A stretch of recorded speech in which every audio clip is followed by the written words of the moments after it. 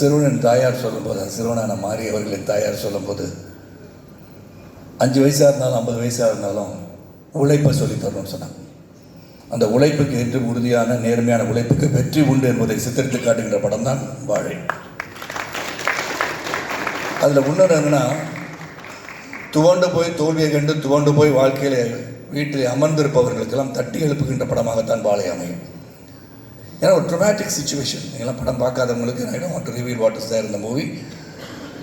அந்த ட்ரொமேட்டிக் சுச்சுவேஷனில் after losing a lot of people, இந்த ஹோம் வில்லேஜ், ஹோல் ஹவுஸ் எல்லாம், அந்த சுச்சுவேஷனை விட்டு மீண்டு வந்து தன்னுடைய சினிமாவின் மோகத்தை, கர்ச்சீஃபை மோந்து பார்த்த அந்த மோகத்தை, அந்த சினிமா மோகத்தை வளர்த்து கொண்டு சினிமா எடுக்கணும்னு வந்து மிகப்பெரிய ஒரு இயக்குனர் வந்து அமர்ந்திருக்காருன்னு சொன்னால் it is not an easy task. ஒரு இழப்பது என்பது, அந்த இழப்பிலிருந்து மீள்வது என்பது மிக மிக கடினம். என்னுடைய மூத்த அந்த சகோதரனை முதல் நான் இழந்தேன். தந்தை இழந்தேன், மிகப்பெரிய சோகம். படப்பிடிப்பு தளத்தில் இருக்கும்போது என் தந்தை இழந்தேன். அதிலிருந்து மீண்டு வருவதற்கு முன் ஒரு ஆக்சிடெண்ட்டில் எங்கள் அண்ணனை இழந்தேன். என் அண்ணனை இழந்த பிறகு எங்கள் தாயார் வந்து வீட்டிலேருந்து அவங்க ரூம்லேருந்து வெளியே வரல. நான் வந்து தான் தலைமகனை இழந்த சோகத்தை வெளிக்காட்டாமல், அந்த சோகத்தை உள்வாங்கி, வேண்டுமென்றே நடக்காமல், எழுந்து நடக்கவே மாட்டேன் என்ற உறுதியுடன் இறுதி வரை இருந்து மறைந்தவர் தான் என் தாயார். என் மைத்துனர் இழந்தேன். இப்படி வரிசையாக நிறைய பேர் இழந்த பிறகு ஒவ்வொரு முறையும் நான் கற்றுக்கொண்ட பாடம், ஒரு சோகத்தை மனதில் இருந்தால் கூட அந்த சோகத்தை விட்டு மீண்டு வருவதற்கு பல நாட்கள் ஆகிவிட்டன. அந்த சோகத்திலிருந்து மீண்டு வந்து நீ என்ன நினைத்தாயோ, எதை சாதிக்க நினைத்தாயோ அதை சாதிக்க வேண்டும், நீ எண்ணம் கொண்டு வாழ்வோம் தான் மனிதன். அந்த மனிதனாகத்தான் மாரி செல்வராஜை நான் பார்க்குறேன். ஏன்னா பல பேருக்கு இந்த படம் வந்து ஒரு பாடமாக தான் அமையும். ஏன்னா வாழ்க்கையில் பார்த்திங்கன்னா, நான் வந்து ஒரு வசதியான குடும்பத்தை சேர்ந்தவன் நான் அல்ல. பார்க்குறதுக்கு பால்மேன் ஷர்ட்டு போட்டு இன்றைக்கி நிற்கலாம். ஆனால் அதுக்கு பின்னாடி எவ்வளோ ஒரு வழி இருந்திருக்கின்றத தைரியமாக சொல்லியிருக்கின்ற மாரி செல்வராஜுக்கு என்னுடைய வாழ்த்துக்கள். இங்கே இருக்க பல பேர் அப்படி தான் வந்திருப்போம். உழைப்பு ஒன்றே நம்பி, அந்த உழைப்புக்கு உறுதியான நேர்மையான உழைப்பு இருக்கும்போது வெற்றி கிடைக்கும்னு நம்பிக்கை அடிப்படையில் வந்தவர்கள் தான். பிஎஸ்சி கணிதம் படித்தாலும் முதல்ல எனக்கு கொடுக்கப்பட்ட வேலை வந்து சைக்கிளை போய் 30 ரூபா பேப்பர் போட்ட வந்தாங்க. நான் வானத்திலிருந்து குதிச்ச நட்சத்திரம் கிடையாது. ஆனால் அந்த உழைப்பு உறுதியாக ஒரு சினிமாவுக்கு வரணும்னு சொல்லி, அந்த சினிமாவுக்கு வர வேண்டிய கட்டாயம், அப்புறம் வந்து நான் நிலைச்சி நிற்கிறேன்னு அதுக்கு காரணம் ஒன்று உழைப்பு. அந்த உழைப்பு தான் இந்த படத்தில் காட்டப்பட்டிருக்கு. இதில் நடித்த 2 சிறுவர்கள், இதில் பல stages of his life is shown. இந்த பயோபிக்னு சொல்லும்போது, thanks to Hotstar for taking this subject and bringing it to life and reality. ஏன்னா ஒவ்வொரு பருவத்தை வந்து நான் வந்து மாறிட்டு வந்து படம் பார்த்து வந்தேன்னு சொன்னேன். எல்லாருக்கும் என்னை உள்பட பள்ளிக்கூடத்தில் வந்து படிக்கும் போது 8ஆம் கிளாஸில் ஒரு டீச்சரை லவ் பண்ண வந்தானா. அது டீச்சர் லவ் பண்ணதும் காமில போயட்டிக்கா there is some interest in that teacher என்பதை ஒரு சிறப்பாக காட்டியிருப்பது மாதிரி. ஏன்னா அந்த கர்ச்சீஃபை கொண்டு போயிட்டு அப்புறம் உண்மை நிலையை உணர்த்த வேண்டும் என்று சொல்லி, நான் உங்கள்கிட்ட நான் எடுத்தது உங்கள் கர்ச்சீஃப் தான் சொல்லி திரும்பி இப்போ கொடுக்கும்போது, அவங்க அதை கொடுத்தவன அந்த சிறுவனின் முகத்தில் இருக்கிற மகிழ்ச்சியை பார்க்கும்போது, இதெல்லாம் வந்து nuances of happiness during school days, இதெல்லாம் வந்து ரொம்ப சிறப்பாக காமிச்சிருக்காரு. பல விஷயங்கள் சொல்லிகிட்டே போகலாம். மாதிரி மதராக நடிச்சிருக்கோம், எக்ஸ்ட்ராடினரி பர்ஃபார்மன்ஸ், உண்மையை வந்து வாழ்ந்திருக்காங்க தான் சொல்லணும். எல்லாத்தோட இறுதி காட்சியில் பசி ஒரு மனிதனை எங்கே கொண்டு போய் சேர்க்கிறதுன்னு ஒரு காட்சி காமிச்சிருந்தார். இந்த பசின்றது காலையிலேருந்து சாப்பிடல, வேலைக்கு போன அம்மா சொல்லியாச்சு, காலை உணவும் தந்திருக்கிறேன், மதிய உணவும் தந்திருக்கின்றேன், நீ வரும்போதும் உணவு எடுத்துக்கிட்டு வா என்று சொல்லி 3 சட்டி கொடுத்து அனுப்பிச்சிடுறாங்க. ஆனால் அதையும் சாப்பிடாம பள்ளிக்கூடத்துக்கு போயிட்டு திரும்பி வராங்க. பசி என்ன பண்ணுறதுன்னு தெரியாமல் ஒரு வாழைத்தோப்புலையால் வரும்போது, அந்த வாழை அறுத்து தலையில் சுமந்த அந்த சிறுவன் ஒரு பழத்துக்காக, இங்கே வந்து தானிசார் பேசும்போது சொன்னாங்க, ரொம்ப ஈஸியாக பழத்தை சாப்பிட்டு தோலை தூக்கி போட்டுறோம், இந்த மாதிரி போட மாட்டோன்னு. ஆனால் போட்ட பிறகு வந்து வலிக்கு விழுந்துருவாங்க சார், அதனால் போடாமல் இருக்கிறதே நல்லது அந்த தோலை சொன்னேன். அப்போ அங்கேருந்து வந்து வீட்டுக்கு வந்த பிறகு அவங்க அம்மா வந்து இங்கே வந்தோடனே அந்த ஓலச்சத்தங்கள் என்ன நடந்திருக்கு, அந்த ஒரு shock which was given to all of us in the theater, அது வந்து முடிஞ்சு அது பிறகுக்கப்புறம் அங்கே போய் உட்காந்து அந்த பசியை வந்து என்னதான் வெளியே நடந்துட்டு இருந்தால் கூட அந்த சிறுவனுக்கு ஒரு பசியை அடக்க முடியாமல் அந்த பழஞ்சோறு எடுத்து தட்டில் போட்டு சாப்பிடும்போது உண்மையிலே you brought tears into my eyes மாதிரி. Extraordinary sir. அதை என்னதான் சோகங்கள் இருந்தால் கூட அவனுக்கு பசி முடியல. அந்த பசி, அந்த உண்மையான பசி தான் இன்னைக்கு வாழை. அந்த பசியை உணர்ந்து இந்த பசியை போக்குவதற்கு நாம் எடுத்துக்கொண்ட அந்த முயற்சியில் அவர் என்னென்னா எண்ணங்கள் இருந்தது, எண்ணத்தில் வெற்றி பெற வேண்டும் என்று மாரி செல்வராஜ் எடுத்ததில் உண்மையிலே is going to be a great director. We got many stalwarts sitting in front. Mari is one among the best directors I have ever seen, and Ranjit sir and everybody who is here. You are doing yeoman service to the industry, and hats off. இந்த படத்தை வந்து எல்லாரும் தியேட்டரில் போய் பாருங்கள்.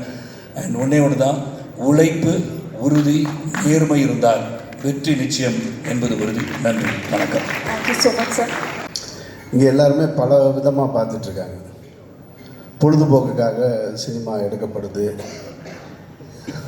சிலர் பணம் சம்பாதிப்பதற்காக சினிமாவை எடுத்துகிட்ருக்காங்க, சிலர் புகழை சம்பாதிப்பதற்காக சினிமா எடுத்துகிட்ருக்காங்க, இன்னும் சிலர் வந்து அதிகாரத்தை பிடிப்பதற்காகவும் சினிமாவை எடுத்துகிட்ருக்காங்க. அதில் சினிமா என்பது தான் பேச நினைக்கிற அரசியல், தான் சார்ந்திருக்கிற அரசியல் அப்படின்ற எண்ணத்தோடு அணுகுகிற சில இயக்குநர்கள் இருக்காங்க. அது வெற்றிமாறன் இருக்கார், ரஞ்சித் இருக்கார், அந்த வரிசையில் மாரி செல்வராஜ் இருக்கார். நானெல்லாம் திரையில் அரசியல் பேசுகிற ஆள் கிடையாது, தரையில் மட்டும்தான் பேசுகிறது, அதனால் திரைக்கு போகிறதில்ல. அந்த வகையில் வாழை வந்து மாரி செல்வராஜ் பேச நினைக்கிற அரசியலாகத்தான் அந்த படத்தை பார்த்தேன்.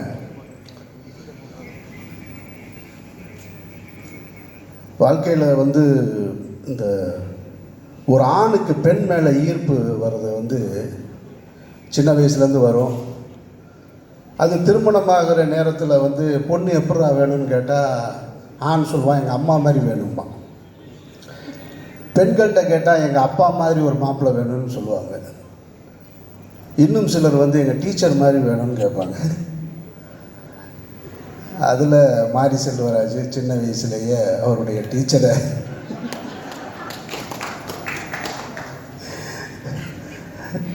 சரத் சார் பேசும்போது சொன்னார், நான் 8வது படிக்கும் போதே டீச்சரை லவ் பண்ணேன்னு. சரத் சார் இப்போவும் லவ் பண்ணுவார் டீச்சரை. தானு சார் பேசும்போது தன்னுடைய டீச்சர்கள் எல்லாம் சொன்னார். இதில் என்ன ஒரு விஷயம்னா, இப்போ இந்த டீச்சரை லவ் பண்ண அனுபவம் எல்லாத்துக்கும் இருக்கும். இப்போ சொல்லலாமா வேணாமான்றது தான் இப்போ இதில் இருக்கிற பிரச்சனையே. நானும் லவ் பண்ணியிருக்கேன். இப்போ என் கதையை மாறி எடுத்துட்டாருன்னு எப்படி போய் சொல்கிறது நான்? ஏன்னா எல்லாரும் லவ் பண்ணியிருக்கோம். இப்போ என் கதையை திருடி எடுத்துட்டாருன்னு சொல்ல முடியாது. இல்லை இதை பார்த்துட்டு இது என் கதைன்னு சொல்லி உரிமை கொண்டாடவும் முடியாது. ஒருத்தர் எடுத்துட்டாரு, சொல்லிட்டாரு, முதல்ல சொல்லியிருக்கணும், நம்ம சொல்லாமல் விட்டுட்டோம். நான் வந்து பேர் சொல்லலை, ஏன்னா அவங்க இப்போ என்னுடைய தாய் ஸ்தானத்தில் இருக்கிறாங்க. அந்த டீச்சர் நான் இப்போ பேர் சொல்ல முடியாது. நான் லவ் பண்ணியிருக்கேன். மாரி செல்வராஜ் அந்த படத்தில் அந்த பையன் பேர் என்ன, அந்த கதாபாத்திரம் சின்ன பையன் இருக்கான் இல்லையா, அவன் எப்படி கர்ச்சிப்பெல்லாம் முகர்ந்து பார்த்தானோ அது மாதிரி நான் உங்களுக்கு பின்னாடி உட்காந்து அவங்க சேலை முந்தானையெல்லாம் பிடிச்சி பார்த்துருக்கேன். அதாவது இதை பார்த்துட்டு இன்னொரு டீச்சர் பார்த்துட்டாங்க. இது இன்னொரு டீச்சர் பார்த்துட்டு, டீச்சர் என்ன வேலை செய்கிறான்னு தெரியுமா அப்படின்னு சொல்லிட்டு கூப்பிட்டு முட்டி போட சொல்லிட்டாங்க. சரி முட்டி போட்டு நின்னேன். முட்டி போட்டதுக்கப்புறமும் நான் முட்டி போட்டு நின்று அந்த டீச்சரை பார்த்துக்கிட்டே இருந்தேன். அவனுக்கு எவ்வளோ திமிரு பாருங்க. டீச்சர் முட்டி போட சொன்னதுக்கப்புறமா அவன் உங்களை தான் பார்க்குறான் அப்படின்னு வந்து திரும்ப சொன்னாங்க. அந்த நினைவுகள்லாம் இருக்குது, மதுரை ஸ்கூலில் இருக்குது. அதுக்கு காரணம் அவங்க அழகாக இருக்காங்க அப்படின்றது கிடையாது, அவங்க நம்மக்கிட்ட அணுகிற அந்த முறை தான். அதுதான் அந்த காதலை உண்டு பண்ணதாக நான் நினைக்கிறேன். நான் இப்போ சமீபத்தில் அந்த டீச்சரை நான் வீட்டில் போய் பார்த்துட்டு வந்தேன், அந்த தாயை பார்த்துட்டு வந்தேன் அப்படின்னு சொல்கிறது தான் சரியானதாக இருக்கும். அந்த மாதிரி ஒரு வாழ்க்கையை மாரி செல்வராஜ் இந்த படத்தில் தன்னுடைய வாழ்க்கையை பதிவு பண்ணியிருக்காரு. சினிமாவுக்கு எல்லாருமே வந்து ஏதோ ஒரு மூலையிலேருந்து கஷ்டப்பட்டு தான் கிளம்பி வந்திருப்போம். எல்லாருக்குமே ஒரு கதை இருக்குது. தானு சாருக்கு இருக்குது, சரத் சாருக்கு, வெற்றிக்கு இருக்குது, ரஞ்சித்துக்கு இருக்குது, எல்லாத்துக்கும் இருக்குது, இங்கே இருக்கிற சூரிக்கு இருக்குது. ஆனால் எல்லோருக்குமே தான் வாழ்ந்த வாழ்க்கையை படமாக்குற அளவுக்கு வாய்ப்பு கிடைக்கிறது இல்லை. கிடைக்கும்போது வேறு வேறு ஒரு விஷயங்களை படமாக்குறோம். அந்த அடிப்படையில் வந்து பார்க்கும்போது மாறி தனக்கு கிடைத்த வாய்ப்பை சரியாக பயன்படுத்திக்கிட்டார் அப்படின்றது தான் இதில் மறுக்க முடியாத உண்மை. எல்லோரும் நினச்சா எடுத்துக்கலாம் தன்னுடைய வாழ்க்கையை. ஆனால் மாறி மட்டும்தான் தனக்கான தான் பார்த்ததை இதை படம் பண்ணியே ஆகணும்னு ஒத்த காலில் நின்று இந்த படத்தை எடுத்திருக்காரு. மாறி வாழ்த்துக்கள். இந்த படத்தின் மூலமாக நீங்கள் எவ்வளோ பணம் சம்பாதிக்க போகிறீங்கன்னு எனக்கு தெரியாது. ஆனால் ஒரு பாரதி ராஜா சொன்னது போல், இன்னும் பல பேருடைய எண்ணத்தில் இருக்கிறது போல், உங்களுக்கான அந்த அடையாளத்தை ஒரு இயக்குனராக நீங்கள் அடைவீர்கள் என்பதில் நானும் நம்புகிறேன். சசி பேசும்போது சொன்னார் மாறி தோக்கவே மாட்டான் அப்படின்னு சொல்லிட்டு. நமக்கு இந்த வெற்றி தோல்வியெல்லாம் நம்பிக்கை இல்லை. கலைஞனுக்கு என்றைக்குமே தோல்வி கிடையாது. சாகிற வரைக்கும் அவன் கலைஞன் தான். அவனுக்கு என்ன வெற்றி தோல்வி அதெல்லாம் ஒன்றுமே கிடையாது. சாகும்போதும் அவன் கலைஞன் தான். உங்களுடைய படைப்பு, உங்களுடைய சிந்தனை மக்களிடத்தில் எப்படி போய் சேர்ந்துச்சோ, பிஜி சார் சொல்லும்போது சொன்னார் பாருங்கள், நான் இந்த வாழ்க்கையெல்லாம் நான் பார்த்ததில்லைன்னு, நான் திரையின் மூலமாக பார்க்குறேன்னு. அந்த மாதிரி கொண்டு வந்து சேர்க்குற ஒவ்வொருத்தருமே கடைசி வரைக்கும் வெற்றியாளர்களாக தான் இருப்பாங்க. மாரிக்கு என்னுடைய வாழ்த்துக்கள். இந்த மேடையை இன்னொருத்தருக்கு வாழ்த்து சொல்கிறதுக்கு பயன்படுத்திக்கிறேன், ரஞ்சித்துக்கு. நான் தங்கலான் படம் பார்த்துட்டு இப்போ அவருக்கு நான் ஃபோன் பண்ணல. ஒரு மிகப்பெரிய உழைப்பை கொடுத்துருக்க ரஞ்சித்துக்கு என்னுடைய நெஞ்சார்ந்த வாழ்த்துக்கள். நான் நடிகர் விக்ரமோட ரொம்ப நெருக்கமான ஒரு ஆள், ஆனால் ரொம்ப தூரமாக இருக்கிற ஒரு ஆள், ரெண்டுமான ஆள். நான் காசி படம் பார்த்துட்டு அவருக்கு ஃபோன் பண்ணேன். அதுக்கப்புறம் இப்போ வரைக்கும் நான் ஃபோன் பண்ணவே இல்லை. இந்த படம் பார்த்துட்டு தங்கலான் பார்த்துட்டு நான் வீட்டுக்கு போய் ராத்திரியில் என்னோடய வாட்ஸ்அப்பில் ஒரு ஸ்டேட்டஸ் வச்சேன், தமிழ் சினிமாவுக்கு பெருமை சேர்த்த கலைஞன் அப்படின்னு. சினிமா அவரை கொண்டாடுதில்லை. ஒவ்வொரு இனிமே எங்கள் தமிழ் ஆக்டர் யாரா அப்படின்னு சொன்னால் விக்ரமை காட்டலாம். அந்த இடத்துக்கு தன்னை அர்ப்பணிச்சிருக்கார். அப்படி ஒரு வாய்ப்பை ஏற்படுத்தி கொடுத்த ரஞ்சித்துக்கும் ரஞ்சித் குழுவினருக்கும் அனைவருக்கும் என்னுடைய நெஞ்சார்ந்த வாழ்த்துக்களும் நன்றிகளும் பாராட்டுகளும். நன்றி. பசங்களை வச்சு ஜாலியாக போயிட்டுருக்கிற படம். அவர் சின்ன பசங்க அவங்களோட வாழ்க்கையில் நடக்கிற சின்ன சின்ன சேட்டைகள் அது மாதிரி வச்சு வச்சு வச்சு அப்புறமா அந்த சொமையை நம்ம தலை மேலே தூக்கி வச்சுட்டாரு. அது எண்டில் தான் தெரிஞ்சுது. அதுக்கப்புறம் நைட் தூங்க முடியல. This I think is the greatest skill of a director. நம்ம இன்டெலெக்சுவலாக நம்ம கதையை பற்றி பேசுறதுக்கு பதிலாக விசுவலாக ஃபீல் பண்ண வச்சுட்டாரு. ஸோ தேங்க்யூ மாரி, தேங்க்யூ ஃபார் திஸ் ஃபில்ம். ஒரு அருமையான படைப்பு. அது எல்லாமே சொல்ல போகிறாங்க. So I also keep it short. என்னென்னா மாறி அந்த படிப்பை தாண்டி அவர் பெரிய இன்ஸ்பிரேஷன். லைக் இப்போது இந்த மாதிரி பசங்க ஒரு இதை தூக்கிட்டு போகிற பசங்க, இது மாதிரி பல பேர் இவரை பார்த்து இவர் லைஃபே ஒரு இன்ஸ்பிரேஷன். நம்மளும் இந்த மாதிரி ஒரு பெரிய டைரக்டர் ஆகலான்ட்டு அது ஒரு ஹோப் இருக்குல்ல. அவர் சொன்னார்ல அந்த 2 பசங்க பற்றி, அது ஒரு பெரிய விஷயம்.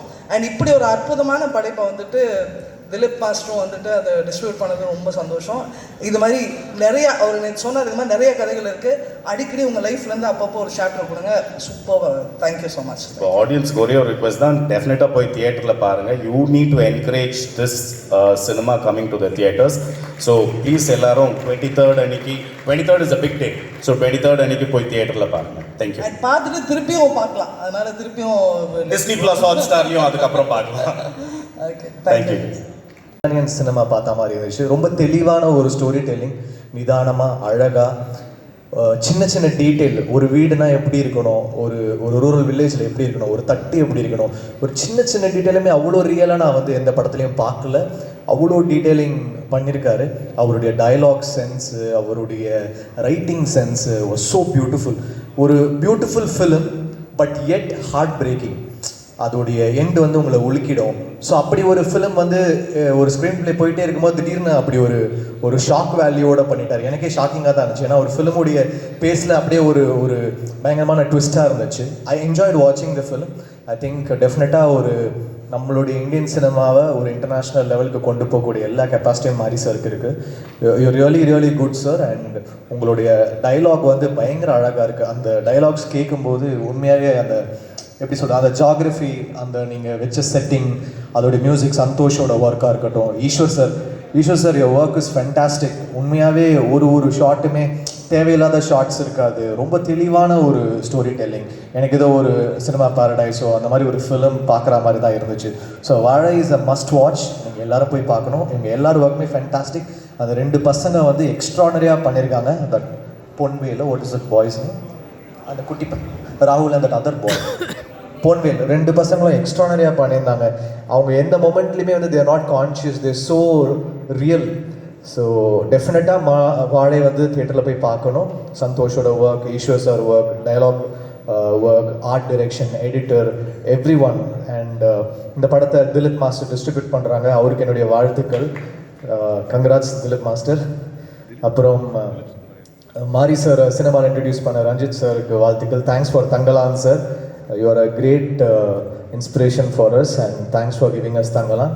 So thank you sir. இந்த இவ்வளோ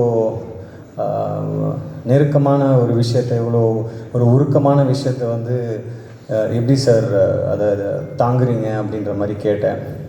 ஸோ அப்போது அவர் எதுவுமே சொல்ல, 30 வருஷம் ஆச்சுப்பா அப்படின்னாரு. அந்த 30 வருஷம் ஆச்சுப்பான்னு சொல்லும் போது அதில் ஒரு உண்மை இருந்தது. அந்த உண்மை தான் இந்த வாழை அப்படின்னு எனக்கு தோணுச்சு. ரியல் இஸ் ஆல்வேஸ் பியூட்டிஃபுல் சொல்லுவாங்க. ஸோ அப்படி ஒரு ரியலாக ஒரு லைஃப்பில் நடந்த ஒரு விஷயத்தை வச்சு இவ்வளோ பியூட்டிஃபுல்லான ஒரு படைப்பை கொடுத்ததுக்கு வாழ்த்துக்கள்லாம் சொல்கிற வயசெல்லாம் இல்லை. ஸோ நன்றிகள் சொல்லிக்கிறேன். தமிழ் சினிமாவுக்கு இப்படி ஒரு படைப்பை கொடுத்ததுக்கு தேங்க்யூ மாரி செல்வராஜ் சார். அது மட்டும் இல்லாமல் படத்தில் அந்த குட்டி பசங்க பொன்வேல் அண்ட் ராகுல் 2 பேருமே மிரட்டிட்டாங்க. அதுவும் சார்கிட்ட சொன்னேன். அப்போ வந்து அப்படியான்னு கேட்டார், சந்தேகமாக கேட்டார். என்ன சந்தேகமாக கேட்குறாரு அப்படின்னு யோசித்தேன். என்னை பொறுத்த வரைக்கும் அவர் கண்களுக்கு அவங்க வந்து நடிக்கலை, எல்லாருமே வாழ்ந்திருக்காங்க அப்படி தான் நினைக்கிறேன். அதே மாதிரி கலையரசன் பிரதர், அப்புறம் அந்த அம்மா கேரக்டர் பண்ணவங்க, அதுக்கப்புறம் அழகிய லைலா, அவங்கள எங்கே இருக்காங்கன்னு தெரில, அவங்க நிக்கிலா, எல்லாருமே ரொம்ப எக்ஸ்ட்ராடினரியாக இருந்தது. அப்புறம் நான் சந்தோஷ் நாராயணன் பிரதருடைய big fan of his work. So அவருமே வந்து ஒரு படம் பார்க்கும்போது ஆடியன்ஸ்க்கு சில விஷயங்கள் கனெக்ட் ஆகுது டைரெக்டாக அப்படின்னா அதுக்கு மியூசிக் ஒரு பெரிய ரீசன். அவருடைய குக்கு படம் ட்ரெய்லர் ரிலீஸ் ஆகும்போது இப்படி ஒரு அன்கன்வென்ஷனலான ஒரு மியூசிக் கொடுத்தாரு அப்படின்னு சொல்லி நான் யோசிச்சது உண்டு. ஸோ இந்த படம் பார்க்கும்போதும் ஒரு பக்கத்தில் எக்ஸ்ட்ரீமாக ஒரு ஃபோக் சவுண்டிங் கொடுத்துருக்காரு, இன்னொரு பக்கத்தில் எக்ஸ்ட்ரீமாக இந்த பக்கம் ஒரு டெக்னோ அந்த மாதிரி ஒரு சவுண்ட்ஸ் ப்ரொடியூஸ் பண்ணியிருக்காரு.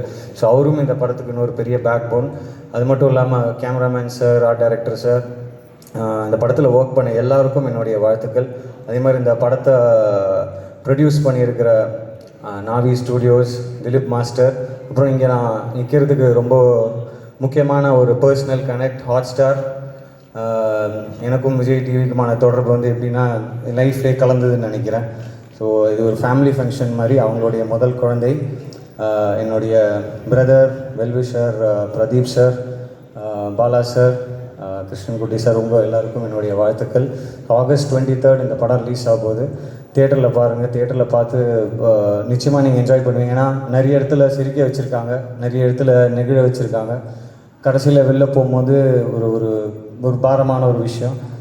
பட் ஓவராலாக படம் பார்க்கும்போது ஃபஸ்ட் ஹாஃப் ஃபுல்லாக ரொம்ப ஜாலியாக இருந்தது. கமல் சார், ரஜினி சார் வச்சு சில விஷயங்கள் பண்ணியிருக்காங்க. அது இன்னும் நிறைய சொல்லிகிட்டே இருந்தால் கதை வெளியே வந்துடும் நினைக்கிறேன். So I stop it here. ரொம்ப ஒரு அருமையான படைப்பு. நன்றி Mari Selvaraj sir and team. Thank you for giving us such a wonderful movie. எல்லாருக்கும் என்னுடைய வாழ்த்துக்கள், நன்றிகள், என் அன்பு மட்டுமே. தேங்க்யூ. இந்த மாமன்னனுக்கு கொஞ்சம் முன்னாடி தான் அவரை பர்சனலாக தெரிய ஆரம்பிச்சது. எனக்கு அப்போ சொல்லிட்டு இருந்தேன், பரியரும் பெருமாள் பார்த்தபோது ரொம்ப டிஸ்டர்பிங்காக இருந்துச்சு. கர்ணன் பார்த்து நான் அன்னைக்கு தூங்க முடியல. மாமன்னன் என்ன பண்ண போகிறீங்கன்னு தெரியல அப்படின்னு சொல்லிட்டு தான் போனேன். அந்த வடிவேலு சாரோட அந்த ஒரு ஷாட் ஒன்று இருக்கும், அது எல்லாருக்குமே ஃபேவரட்டான ஒரு ஷாட்டுன்னு நினைக்கிறேன். அந்த ஒரு மனசு ஃபுல்லாக கோவத்தோடையும் ஒன்றுமே பண்ண முடியலன்னு ஒரு இயலாமையில் அழுகிற ஒரு மனுஷனோட அந்த வலியை விட ஒரு மிகப்பெரிய கஷ்டம் இருக்க முடியுமான்றது தெரியல. அதுக்கே நான்லாம் டோட்டலாக பேசிக்கலாக ரொம்ப எமோஷ்னல் ஒரு ஆளுன்றதால அதெல்லாம் சொல்லிட்டு தான் இப்போ வாழைக்கும் உள்ளே போகிறதுக்கு முன்னாடி இதுக்கு என்ன பண்ண போகிறீங்க தெரியல அப்படின்னு தான் நினச்சிட்டு தான் போனோம். பார்த்தா எனக்கு ஃபர்ஸ்ட் ஆஃப் ஆக்சுவலாக எனக்கு ரொம்ப ஸ்வீட்டான ஒரு ஃபிலிம் பார்க்குற மாதிரி தான் இருந்துச்சு. நீங்கள் படம் பார்க்கும்போது உங்களுக்கே தெரியும். அந்த 2 பசங்க குறிப்பாக அவங்க பேர் இப்போ நிஜ பேர் தான் சொன்னாங்க, பொன்வேல் ராகுல் அப்படின்னாங்க. ஆனால் நான் அவங்கள எப்பயுமே சிவனைந்தா சேகராகவே என் மனசில் எப்பவுமே ஞாபகம் வச்சுப்பேன். ஏன்னா சில கேரக்டர்ஸ் அந்த மாதிரி நம்மளை மீறி கேரக்டராகவே ஒரு மாதிரி பதிஞ்சிரும். அந்த 2 பசங்களை பார்க்கும்போது அந்த வறுமை, அவங்க லைஃப் ஸ்டைல், அது என்னவா இருந்தாலும் எதுவுமே இல்லைனாலும் எல்லாமே இருக்கிற ஒரு ஒரு பசங்களை பார்க்குற மாதிரி தான் இருந்துச்சு. எனக்கு அவ்வளோ சந்தோஷமாக இருந்துச்சு படம் பார்க்கும்போது. முடிச்சுட்டு அதான் கிளம்பும்போது அண்ணன் வந்து வந்ததுக்கு நன்றி கவின் அப்படின்னாப்புல. நாங்கள் தான் நன்றி சொல்லணும், நீங்கள் ஏன் நன்றி சொல்கிறீங்க? ஏன்னா ஒவ்வொருத்தவங்களுக்கும் ஒவ்வொரு பர்பஸ் இருக்கும். அதே மாதிரி சினிமாவில் வந்து இந்த கலை மக்களுக்கான ஒரு கலை, அதை மக்கள்கிட்டே எவ்வளோ தூரம் கொண்டு போய் சேர்க்க முடியும் அப்படிங்கிறதுக்கு ரொம்ப சில இயக்குனர்கள் தான் இருக்காங்க. அதில் என்ன மாதிரி ஒரு ஆள் வந்து எல்லா பெரியவங்களுமே சொல்லிட்டாங்க. ஸோ எனக்கு பார்க்கும்போது அதுதான் ரொம்ப ஃபீல் ஆச்சு. ரொம்ப ரொம்ப நன்றிண்ணே, அவ்வளோதான் என்னால் சொல்ல முடியும். மற்றபடி வந்திருக்கிற எல்லாருக்குமே ரொம்ப ரொம்ப நன்றி. Thank you so much.